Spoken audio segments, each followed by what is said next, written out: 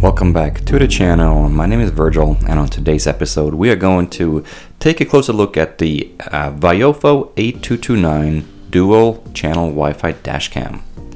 I have never owned a Dashcam before, so this is not going to be compared to anything, no personal experience other than this one here.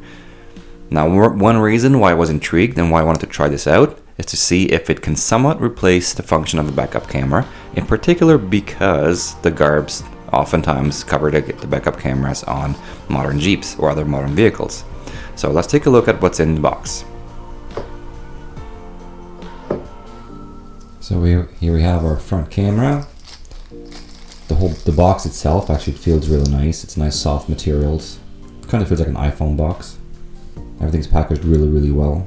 So here's your camera with the front-facing camera plus the rear-facing screen on it and the buttons. The camera is adjustable in angle for your windshield.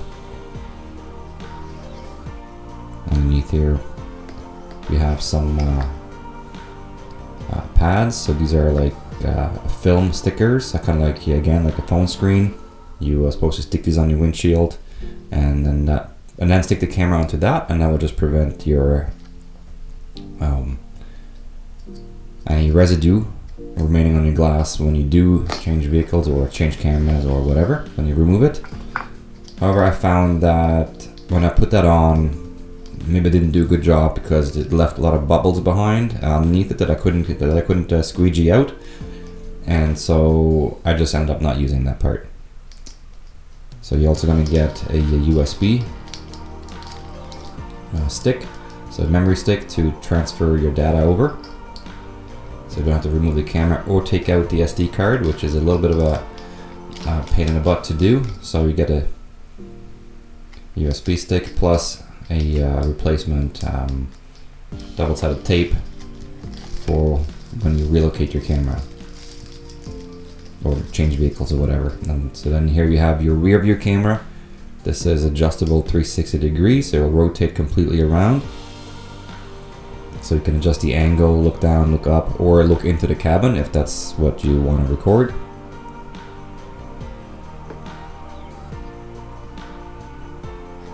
And then next up you have this USB cable. Again, with this cable you can transfer your images, your videos directly onto a phone or a laptop or whatever you might use. And then this is your power cable. And this comes with a 12-volt cigarette lighter USB socket. So if you don't have any USB ports in your vehicle, they will provide you two of them with this option here. Personally, I use the factory built-in USB port in the center console for the rear passenger, where that's where I power my camera from.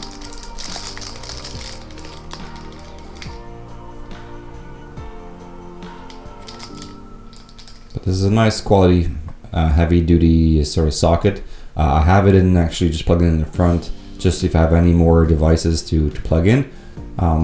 So it's not really having any purpose at this time, but it's a nice quality piece, so I use it anyway.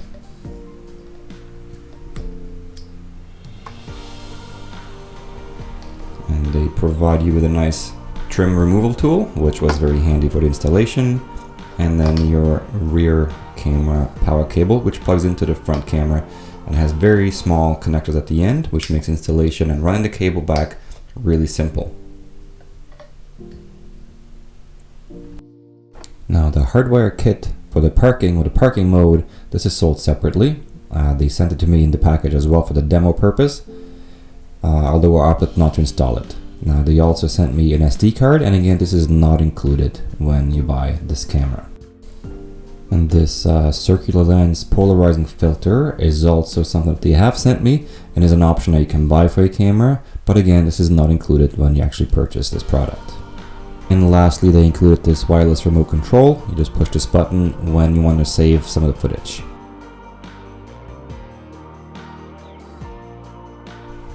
Okay, so let's take a closer look at the design. On the back, we have a 2.4-inch screen, which is larger from the previous generation's 2-inch screen.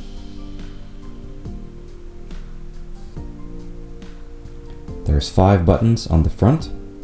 You got record, power, mic, Wi-Fi, and emergency record button.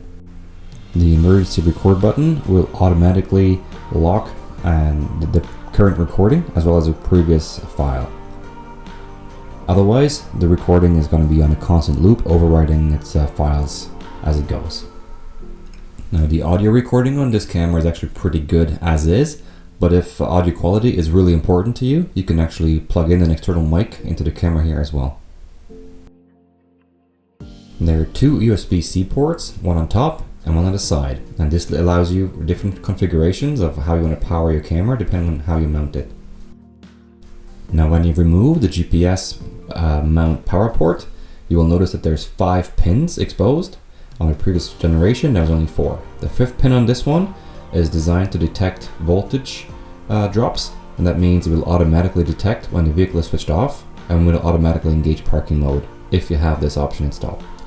Okay, and now for the design of the rear camera, it's cylindrical, it can rotate 360 degrees, and that means you can also record the interior of your vehicle. It does attach to the glass via double-sided tape, and it's very sturdy.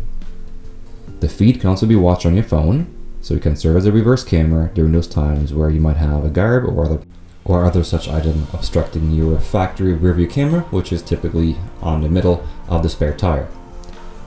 Alright, so now for the installation, excuse the salad wire and also the state of my Jeep right now. It is winter.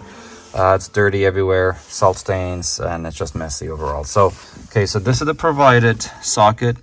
I don't want to plug it in here because I don't want to have the cable run anywhere out of here and then along the edges of the Jeep and then to the top. So what I'm going to do is instead, I'm going to take the cable and plug it into the back here, where there are several USB outlets. I think it's too dark to see right now. But there's 2 USBs and 2 USB-Cs. So I'm going to use that along the floor, tucked away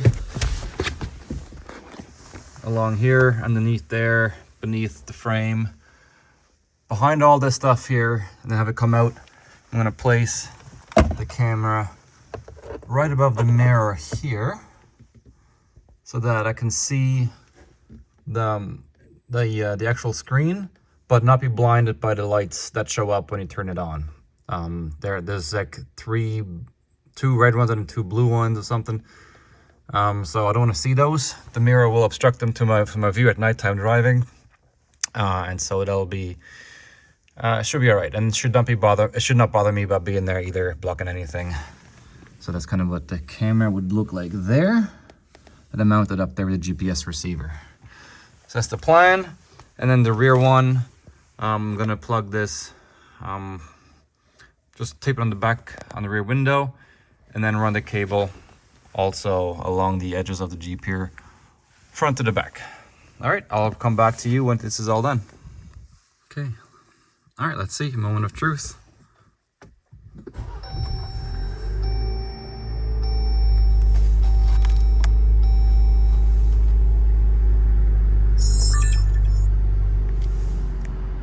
Recording, 2 channels started.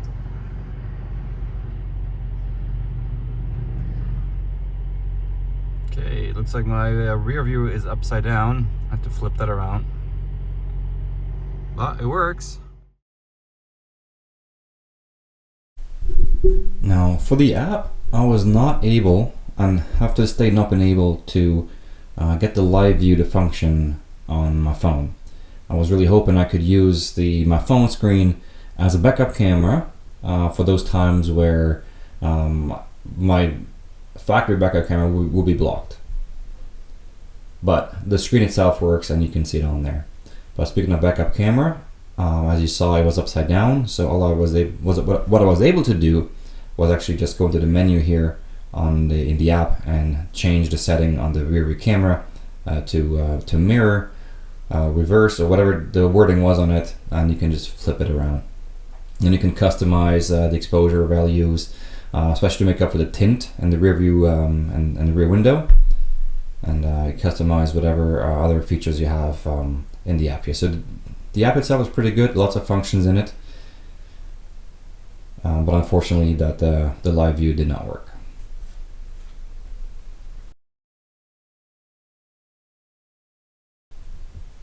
Alright, let's talk video quality a little bit here. So as you can see some footage here, I recorded in daytime, between day and night, so twilight zone as well as nighttime.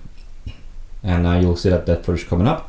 So I want to just talk about the features and the functions, or more so the specs, sorry, of the camera. That's a 5.14 megapixel Sony Starvis image sensor with a Novatec 96580 processor.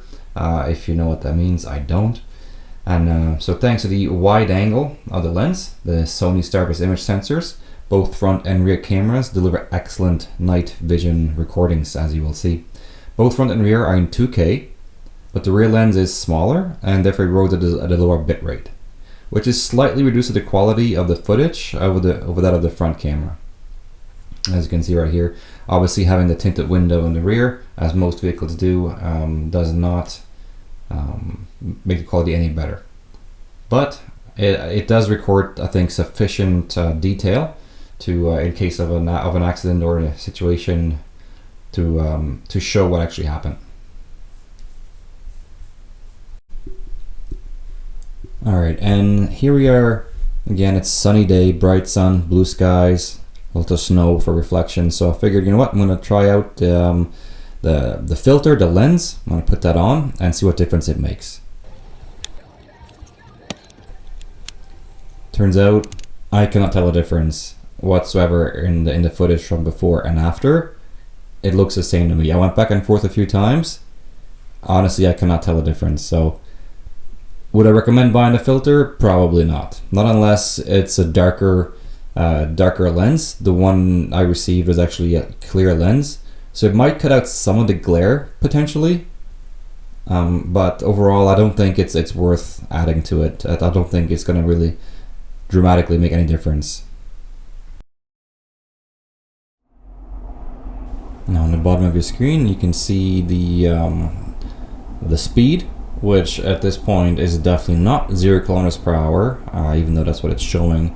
I did notice that it's not always accurately, either not accurately showing or not showing at all. Now it just kicks in and it goes from 37 to 53 without 55, without there being an actual difference in speed. So I find the speed sensor is not 100% accurate. And then you have the coordinates, the north and west grid lines as for your location, which refresh every so often. You have then the middle, obviously just the data for what camera you're using, and then you have your timestamp and your date stamp on the right, in the right corner. This can all be adjusted in the app.